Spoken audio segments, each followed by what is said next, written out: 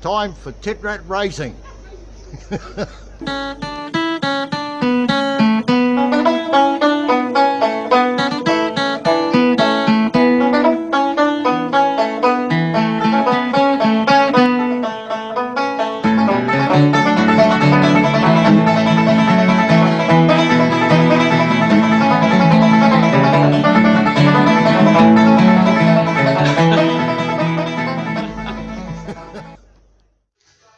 How you going? My name's Dan, but you already know that, and this is Titrat Racing. In this episode, I'm going to make up a frame bracket for the seats, something that I can mount the seats to and the harnesses, which compliments of eBay, cheap $70 harnesses for two, 5-point, so hopefully they don't really kill us. They don't sound at that price that they're going to be really that particularly strong. But we'll give anything a go here because we're trying to keep it cheap, keeping it real, so that's the whole idea of it. Also, I want to clean up inside the cab, trading up old Leo, didn't make it so structurally sound around the B-pillar. There's actually the D-pillar as well, so I'm going to weld in a heap of metal inside just to make that all nice and strong again, and then I can mount the seats in, then we put the harnesses on, then we can start the roll cage. So, but at this stage, I'll knock those three things out the way, so hang in there, have a look and see what you think. Cheers, see ya. Alright, now the next job I've got to do is strengthen up the pillars. I've welded the, as you can see here, the D pillar, the back door, up against the B pillar, removing the C obviously and the guts. But now what I've got to do is strengthen all this stuff. First thing I do though is I'll get rid of this roll cage and then you can see it a bit clearer. So rightio, now the roll cage is gone with the loop bar, we can actually see what we're trying to accomplish here. See, what I want to do is use a bit of 3mm checker plate, fill in this cavity here, weld it up, thicker than the original metal, and it's going to be a lot stronger because if we do go over, this part section from here to here is going to take a fair bit of the brunt before the roll cage takes up the slack, so hopefully we can be a bit safer. So what I've done, thanks to Jack Daniels, is I've cut myself out a little template. It fits nice and snug in the hole, and then what I'm going to do is cut it out of my 3mm checker plate and then tack that into place and just stitch it in nice and neat. So what I'm going to do is, while I'm doing that, because that'd be boring as shit to watch that, me cutting out checker plate, is I've got a bit of footage of my mate Charlie and his HZ 1-tonner doing a few things. So I'll get you to have a look at that while I'm going to cut this out and I'll get back to you in a sec. Here we are with mate Charlie.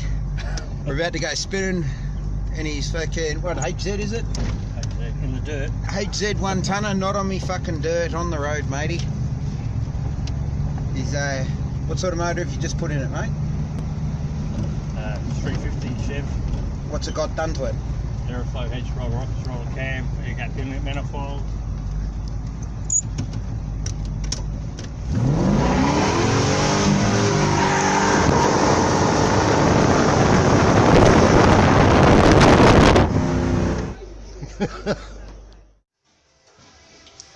So what do you reckon of that ride? Not a bad black truck for a hillbilly in the hills, eh? Rightio, well here we go. Got the checker plate cut out, giving it a nice bit of a curvature of the earth. That way it can sit in nice and neat to the sides. Got to slide him in like so. Push him over neater, tack him all up, and then yeah, strong as an ox. Right, so I've finished off both pillars, welded them out with a checker plate like I showed you previously. Now it's time, I've got this big, well, where I've had to cut through the back tailgates. The back of the car was a lot narrower by about an inch than the front. So I've had to put a slice in it, just to bring it out a bit, and the back cross member also had to do that. So what I've done, a bit of 3mm checker plate yet again. That's just going to fit up like yay underneath there, weld it like there. Weld that all the way up, all the way around and down. On the inside, just got another piece of 3mm flat plate. I weld this thing in first. Slide him back in, so all the top will be stitched in, all down and around will be stitched in, and I can get to the back. I'll show you that a bit later. Alrighty, so that's it in and welded up. And now we'll move around the back.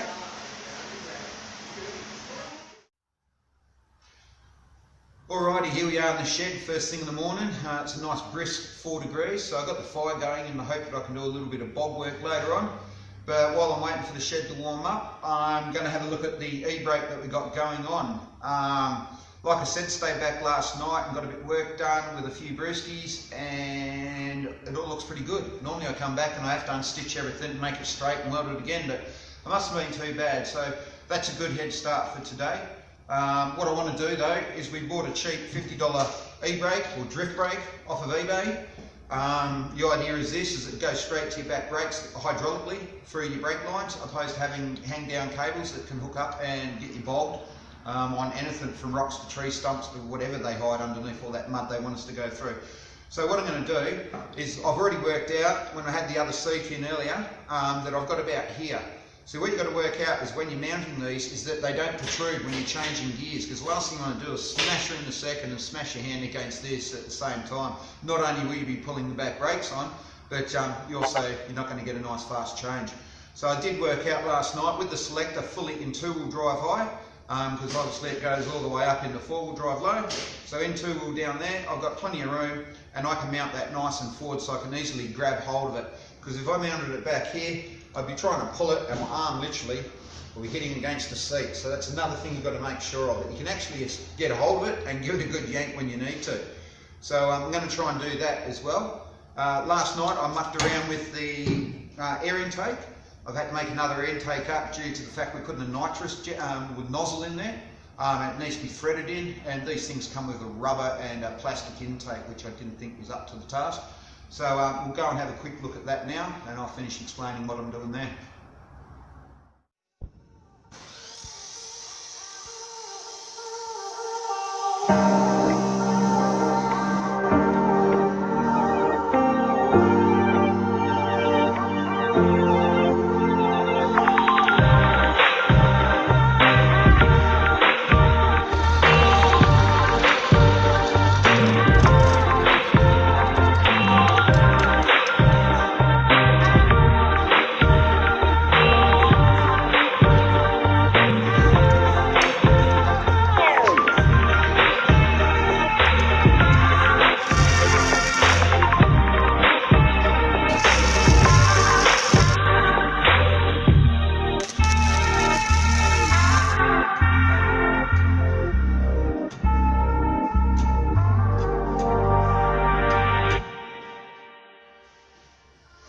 Alrighty, all done, except for the hard lines, which I don't have. I have to take a trip down to the flatlands, get some hard lines, get some fittings.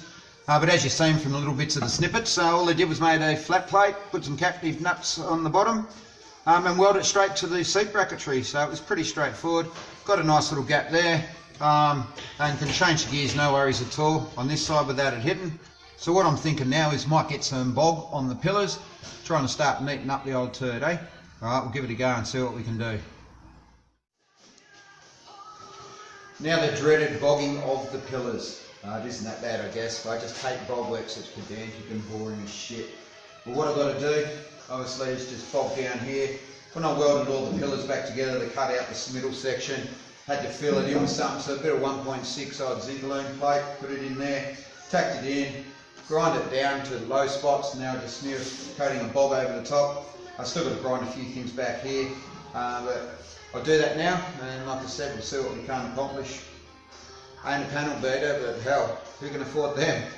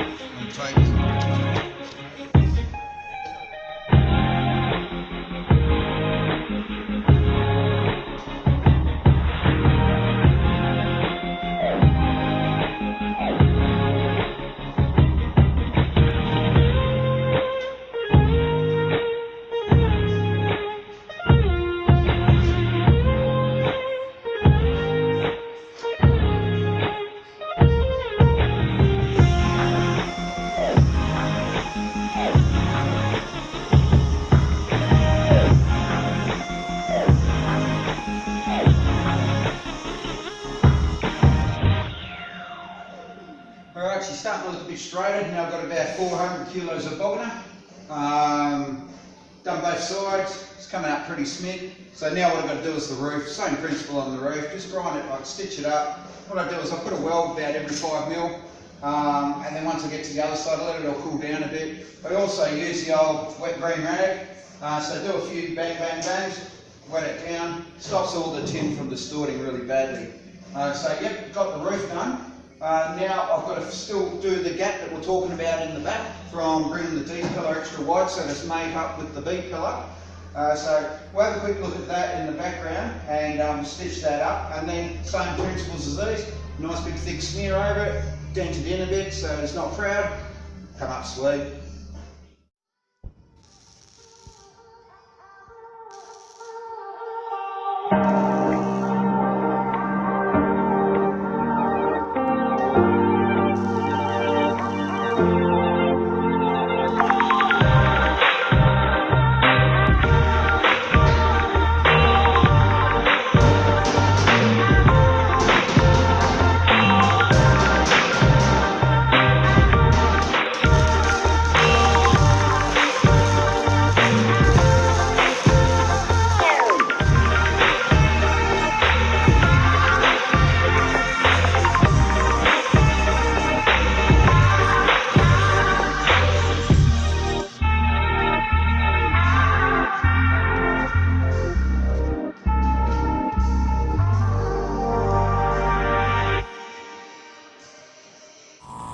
And this is what happens when you ride a pitman arm off your steering box at 60 k's an hour.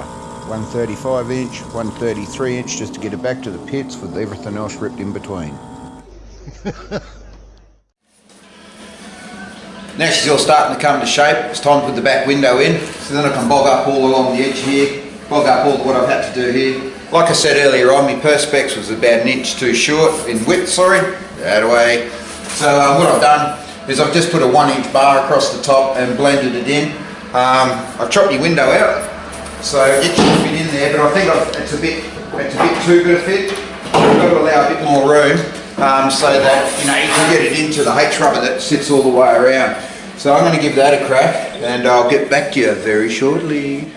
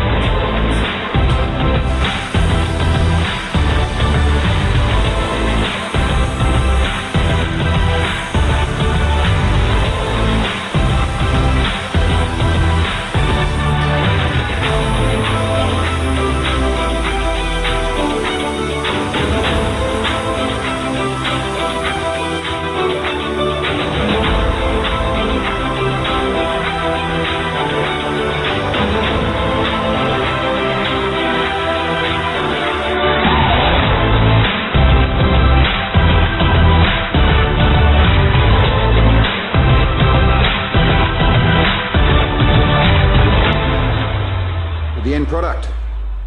I didn't show much of us putting it in. I actually had my mate Callan come over, aka Justin Beaver, because it was an absolute mongrel to get into place. We ended up having to thread the rope around the H rubber, putting it in the standard way or the old traditional way, but even still it was an absolute pain in the arse, and there was a lot of ducks and there was a lot of hunts going on in that situation, so no one needs to hear or see that. So, but here it is, all done in the end. I'll bring her in a bit closer. We've got two joins in the rubber. There's one over there. What we're going to do is just push it tighter and super glue it together, so it'll be harder to see the gap that's in the rubber. And there's another one over here, right there, but as you can see that's a lot tighter and a lot closer, so once with a bit of glue that'll come up sweet too. Sorry about the blurriness. All in all, I'm happy with it. It's going to keep mud out and yeah, it fills the hole. Looks good.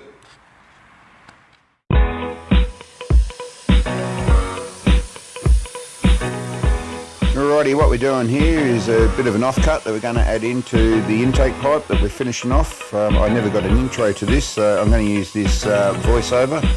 Die grind the burrs out. Obviously you don't want no burrs left in the intake to throw through into the throttle body and into the injectors. In this footage you can see where I've tagged it to the front cross member, because tacking it all in and holding on to it, even though I had JB there, it was an absolute pain in the arse. And pulling it out and riding it onto a bench is just literally a no-brainer. Just makes it so much easier to get around all the welds.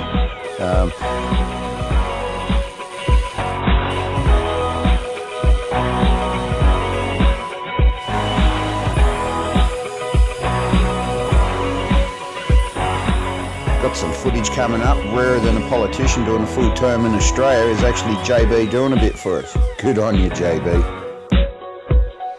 Alright, we're pretty much all but finished the intake. Zoom in there, you can see the 6mm plate that we welded onto the corner of that elbow. That's where the nitrous and the fuel injector goes, like we said earlier on. We just run down, we chuck another 90, run across the front, and then we shoot into the firewall there. We're just going to put a rubber joint on there, and that square plate will be welded to the firewood, so that stays there continuously. But just so that we can take the intake tube off, we've got 2 rubber joints either side. Excuse the bush chook in the middle. I'm at the stage where we've decided to have a few brewskis after all it is Sunday. If we walk around this way, I'll show you inside the cab. After Lindsay finished off the magnificent door work, I'm loving that stuff. We get in here, and then there you go. In there is where she comes through, and obviously that'll go straight onto the mass airflow sensor, and then into a pod filter around that area there. But we got plenty of space to muck around with there, as you can see. Lindsay's also finished the other door. It's come up a treat. He's a fucking legend, that bloke. So we're getting ready to put old Leap and Leo here on the Wandowie diet. Hopefully we're going to lose at least 40 kilos by chopping the back end of the old girl off. JB's in there just doing the line work now, so we can cut her nice and straight. Well, the idea is it's meant to be nice and straight. So It'll get there. We'll try that again a bit later. But yeah, that's the race line there. So if we have a look underneath. Oh, if I can get down that low. But yeah, we're going to be losing quite a bit of chassis there. So yeah, hopefully a heap of weight. Alright, so we're getting ready to put old Leo on a diet. There's 2 things you really need to do this. First and foremost is, if you're about to cut up what you've just been working on for the last 3 months, you definitely need at least 6 of these just to give you a bit of courage to get into it and have a good crack at it.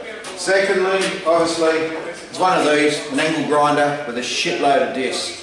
So I might put you on time lapse and we'll get cutting into it and you watch it time lapse style because it's going to take a while, so you might as well do it that way. Alright, cheers.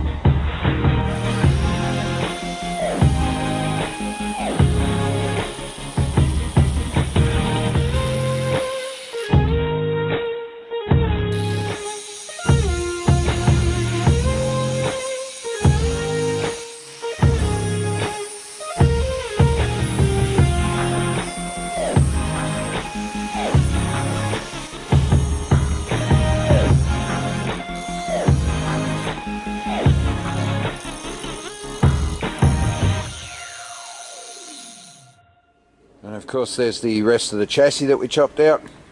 We have a look around the corner here. There's the rest of the tray that we've chopped out. So all in all, fair bit of weight reduction and hopefully less drag as well, so it gets us through the mud heaps quicker. Alrighty, let's keep going. Now I know what you're thinking, 8 days left, we haven't got enough to do, and I chopped the back end off the car. Crazy stuff, I know. I will have to admit there was a few exports in that decision, but now it's done, it's done. So what I've got to do now is obviously blank the back end out, stop all the mud from going down. So what I'll do, what we did inside with the pillars, get our template made out of a Jack Daniels box or whatever, make the shape up, just weld it in, hot rivet it in, just to cover it in. Give it a rip. Alright, a quick rundown of what I've done. Exhibit A, made a template out of a beer carton. That obviously went up, folded it around and took out the cavity. So done that. Bit of 1.2mm steel. Pop riveted it to the aluminium cladding on the inside. Excuse me. Now I'm about to weld it in and tack it in and spot it into its spot to make it all nice and firm. And then I'll tap the wheel arch up to go as well. This is how it originally started, just a bit of flashing that we had laying around. That so I could trim that down to about 30mm it was. Get a nice right angle to tuck in underneath the aluminium on this side. So handy enough, this is exactly enough for both of the two sides. Zero nada, so that works out great. Alrighty, so I'm going to tack her up, you guys will see a bit of that, and we'll see how badly it looks at the end. Tickety boo.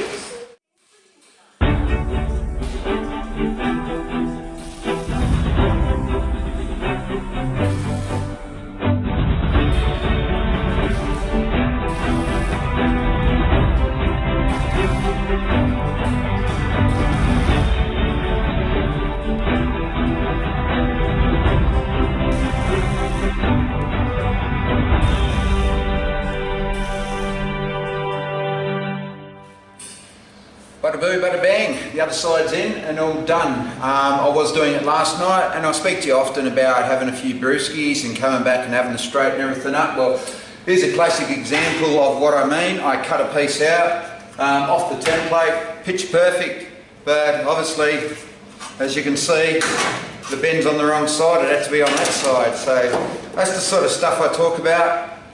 Not only that, I cut it to the wrong side template as well, which that was passenger side. So in the bin with him, but this one's all tacked in, all ready to go. Just got to finish off the bottom bits.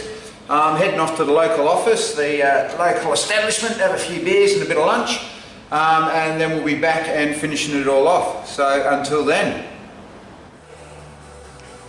So the end plate's obviously been all stitched in. You can see where I've come around, welded it all the way around except on the aluminium side where it's pop riveted. And then just ground it all around. That'll get a quick smear of bog just to take out any slight imperfections, but at the end of the day it is just a creek bed racer. The next thing on the list of things to hit, so obviously I want to fill those holes up in the door there. Pretty much we'll do it the same way as everything else. Rightio, well that's all I've got time for this week. Thanks for tuning in and watching. There's going to be plenty more videos, so hopefully you guys like them and I'll keep making them. But before I go, I was at the local pub the other day and this bloke rocked up after a day of Sunday full driving and dirt bike riding. I like the look of this old GQ, so I've got a bit of footage of it for you, so listen to what he's got to say and I'll see you at the next one. Here we are at the Mount Luna Tavern. I met up with a bloke that just rode in. His name's Caleb and he's got this beautiful looking GQ Patrol with a nice looking motor underneath too. I might say an all turbo TD42. Caleb, tell us a bit about your truck, mate. She's an 95 GQ Coil Cab Ute, running just standard TD42, unopened, just with the Denko S2A in it, 16G high flow. It's running 13 PSI. Patrol Doctor snorkeling the 3-inch dump pipe off the exhaust, and she's pulling about 166 horsepower at the rear treads on the 35s, with it's just a standard 10mm pump. So she's tuned well, she's doing good, and I'll look at doing obviously a bit more power, few engine mods, better head studs, bigger turbo in the long run. Did have possible plans of turning it into a maybe comp track in the future, but she's very tidy base, good chassis, good body, so I'll probably just keep it and find myself a wreck and do that later on. She's got superior shocks, 5-inch shocks with 8-inch travel, 8-inch travel shocks, 5-inch superior springs. She's got all the panhards and drop boxes and all that done with the extended brake lines and all the work to go with it to compensate. We custom fabbed up the tray just from a mate. It looks very nice, man. I love the extra, how you've taken the guards and given it the extra angle. It looks awesome. Let's have a look under the bonnet, eh? Yeah, see what you got, mate. So as we can see, there's a TD42, still standard manifolds, but like Caleb said, there's going to be a later addition. Still not running an intercooler at this stage, but that's yet again another thing. These things don't happen overnight, but they actually do fucking happen eventually. It looks awesome, man. So where have you been today? You went out the power line track? Yeah, mate, just went off Flint Road onto the power lines and just did a bit of motorbike riding, that sort of stuff with a few mates, and decided with Chris, may as well go along the power lines. We're out there, didn't drive up there for nothing, you know, so get a bit muddy, get a bit dirty, have some fun, you know. Absolutely, mate. Looks fucking shit hot.